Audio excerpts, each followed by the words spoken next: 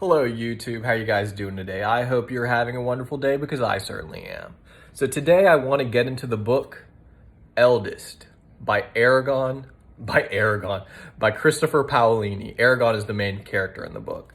This is a fantasy book that is filled with wisdom and deep thought. So I'm going to talk about the connections between Eastern philosophy and this book. So let's get right into the passage that I want to examine, and we'll talk after that.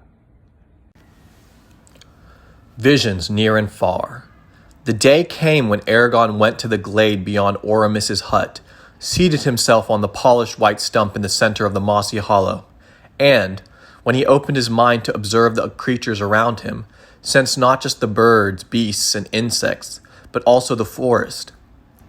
Plants possessed a different type of consciousness than animals, slow, deliberate, and decentralized, but in their own way just as cognizant of their surroundings as Eragon himself was.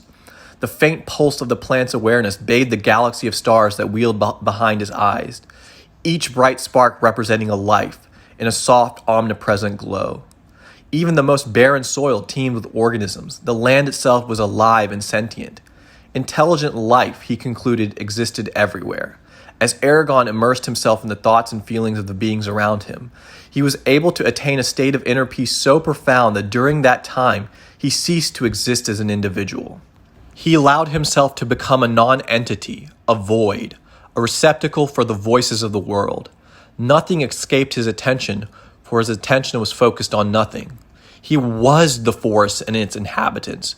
Is that what God feels like, wondered Eragon, when he returned to himself? He left the glade, sought out Oramis in his hut, and knelt before the elf, saying, "Master, I have done as you told me. I listened until I heard no more." So what is Christopher Paolini saying in this passage, right? He talks about becoming nothing, a non-entity, a void, a receptacle.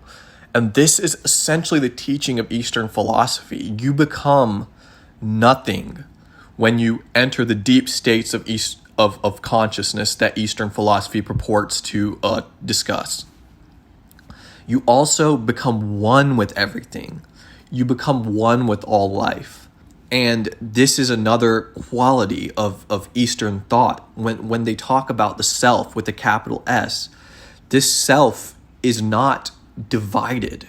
It's both subject and object.